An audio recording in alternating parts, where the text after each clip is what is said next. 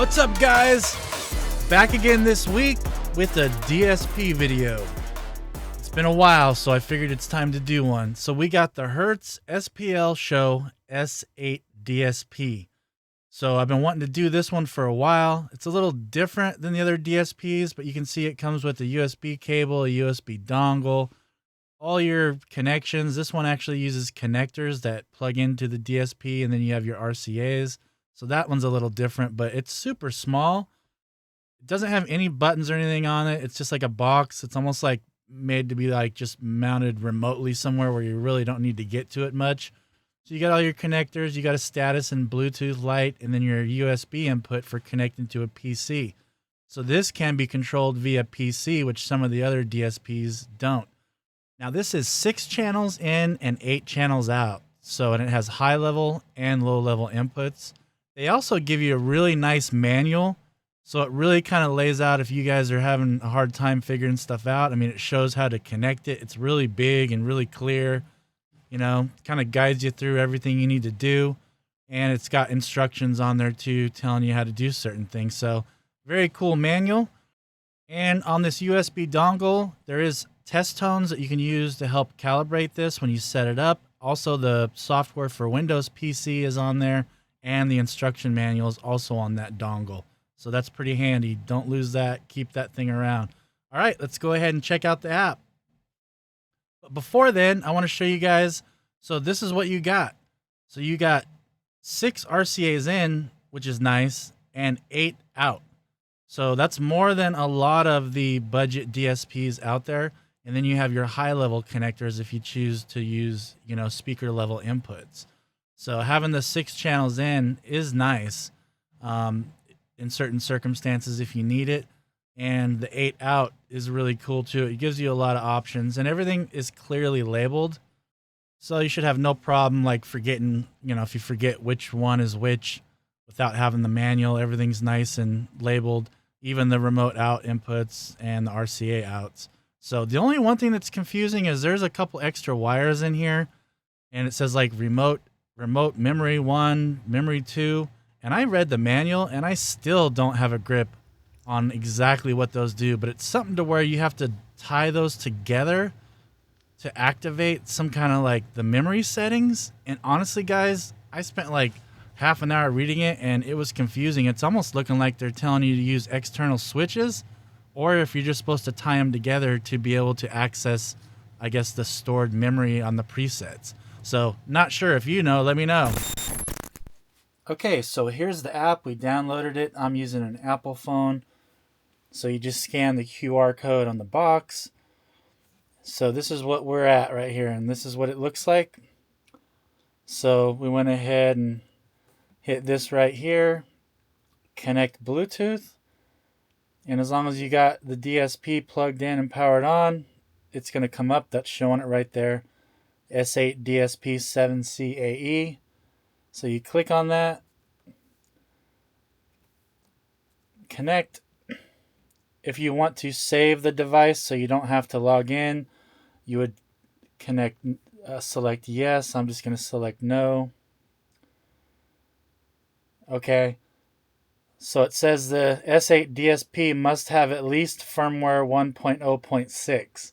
So it looks like this DSP needs to have the firmware updated via PC before we can continue. So let me go ahead and connect it to a PC and do the update, and then we'll be back.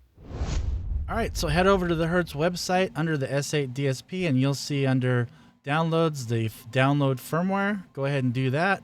Now you're going to have to follow the instructions, because what you're going to have to do is actually delete the actual file on the DSP itself and replace the file with your new firmware file. All right, so now we updated the actual DSP with the PC and the USB cable, so now we should be able to go back in and actually connect it this time. And this is if you want to save it to where you don't have to log in each time, you can do yes, so it saves the connection, or no, I'm just going to hit no.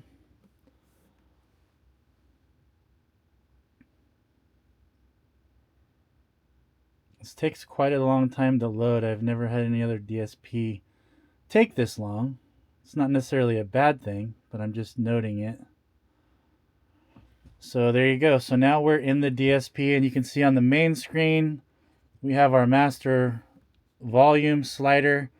And let's just go ahead and kind of go through the different items that this DSP offers. Now, one thing is this DSP, when you hit channels, it kind of has a picture of a car, or you can change it to a motorcycle, and you tell it basically what speakers you have. So let's go ahead and run the configuration wizard. So see there, it's if you got a motorcycle, if you got a car, or if you just want to input stuff manually. So let's say we got a car and left-hand drive. So here you can see left and right subs in the back. We'll just have one. And now let's say we got two ways in the back, two ways in the front, and a coaxial in the front center dash. That's what CX is, coaxial. And then mid-woofer tweeter. You can also change that to just mid-range tweeter. Three ways, coaxials. So right now we got one sub, coaxials in the back, two ways in the doors, and a coaxial mid in the center front dash. So let's just go next. See, and it notified it as two ways. And you can select it. See how it says enabled, disabled? You're basically telling it it's a two-way. And then now it tells you your assigned outputs. Now you can change these, but this is just the automatic. So output 1 is front left, output 2 is front right, so on and so forth. So it automatically assigns it, but you can change that manually. Let's go ahead and hit next. So it's saving that. And this is an actual setup procedure. Like, it helps you through everything. And it even tells you to throw in the test tone USB and set all the gains. So are we using the high levels or the RCAs? We're using the RCAs. And then here again is that routing. This is how it's set up. So you can see, and you can see the volumes that it just automatically put on there. And these are your outputs, how it's assigned. So you can see it's like they're doing left and right. And then on that sub channel, it's mono. And then they have on that front center speaker mono, because on output 5, both left and right, which is input 1 and 2, are getting out through that same channel. So that's why it's together on the same channel. The sub is left and right together. The front center is left and right together. Then you have left, right, and then left rear, right rear. So that's what that does. And it just gives you a different option. You can change everything like how you want to mix it. Now this is telling you to basically turn on the head unit, and you can put that USB that they give you, that they include, and it has test tones on it. And basically this helps you test all your levels and everything. We're just going to skip that. And same thing with the equalizer. It'll help you just basically set up the unit. None of the other DSPs really have this, so this is a feature on this one that I haven't seen, but we're just going to skip that now. So now it's just going to basically store what speaker configuration we have, and then how we want the inputs and outputs routed. So you can see there's our setup.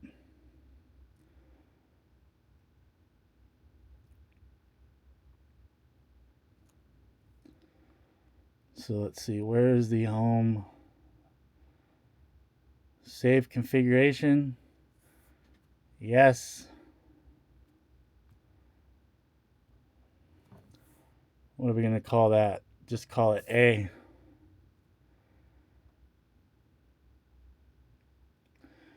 Okay, so now that that's set, I don't know if that was the best way to do it, but let's go ahead and get back into the DSP. Now that we have the inputs and outputs set up, that's kind of the first step to tell it what speakers you have, to tell it, are you having just 2 RCAs in, or are you having 4 RCAs in, and then how do you want the outputs routed through the 8 output RCAs. So we're back in here, and so this is our master volume. And then now on this one, we have the crossover, delay, and phase all on one screen. So you can see there, invert phase. If you wanted to invert it, you just hit that. And then this is telling you what channel you're on. So we're on the front tweeter. So let's say we're going to go on subwoofer. So now we're on subwoofer. And then these are the crossover types. So Butterworth, they have Linkwitz Riley, and then Bessel. It's just, there's different slopes basically. It's basically how sharp or how smooth around the frequency it gets cut off. But usually Butterworth's pretty good. So then you got your high pass, which is 20. You can't actually go any lower than that. And then 80, so that's about right. And then it's got your low pass slope. This is basically how fast or how sharp you want the frequency to cut off at the crossover point. And then here you have your delay. So it's saying, the distance in inches or centimeters.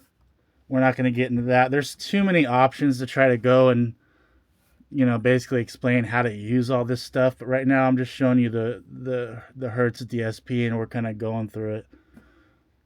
So then here's all your gains.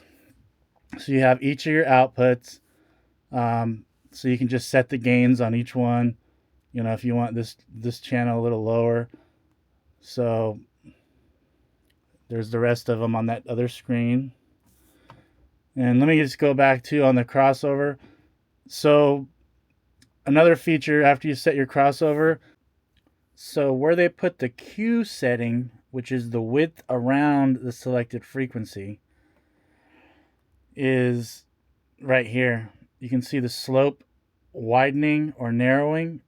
So that is where they put the Q settings on this app. So there's not really a numbered button like on the other experts and all the other ones and the audio pipes, and it's this slider. So I just wanted to show you guys. I forgot to mention that. And we went to the output levels. Now we got the EQ.